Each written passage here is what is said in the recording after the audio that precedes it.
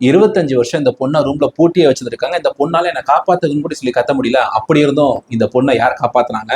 இந்த பொண்ணுடைய நிலைமைக்கு காரணம் யாரு? டீட்டெயிலா சொல்றேன். பிளான்சி மூனியர் அப்படின்ற அந்த பொண்ணு பிரான்ஸ் நாட்டுல ரொம்பவே ஒரு பணக்கார குடும்பத்துல பிறக்கிறா. இந்த பொண்ணு ஒரு 15வது 20வது வயசுலாம் இந்த பொண்ணு கிட்ட பழகணும்னா சொல்றது என்ன அப்படின்னா, இந்த பொண்ணு எல்லார்கிட்டையும் சகஜமா பழகுவா. இந்த பொண்ணு பார்க்க ரொம்பவே அழகா இருப்பா.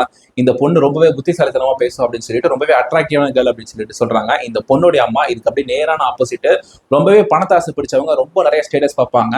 இவங்களோட அம்மா இப்படி இருக்க அந்த சூழ்நிலையில நம்மளுடைய பிளான்சி மூனியர் என்ன பண்றாங்க, ரொம்ப வயசான ஒரு லாயரை நான் இவங்கள தான் லவ் பண்றேன் அப்படின்னு சொல்லிட்டு வீட்டுல அவங்க அம்மாட்ட சொல்றாங்க.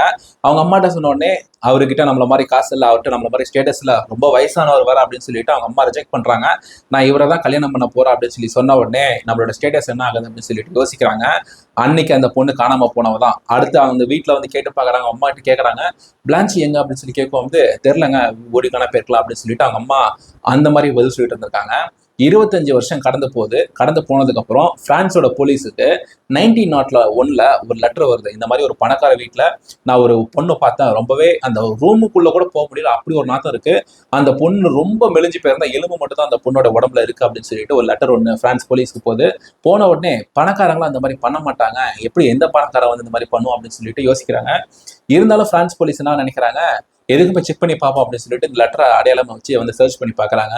சர்ச் பண்ணி பார்க்குறப்ப நம்மளுடைய பிளான்சி மூனியர் அவங்களுடைய அம்மாவால கடந்த 25 வருஷமா அந்த ரூம்ல ஒரு பெட்ல கயிறு கட்டி ட்ரெஸ்ஸே இல்லாம பழைய சாப்பாடு மட்டும் கொடுத்து அந்த பொண்ணுடைய ஹியூமன் வேஸ்ட் எல்லாமே அதே ரூம்லயே இருந்து அந்த ரூமுக்குள்ள போகவே முடியல.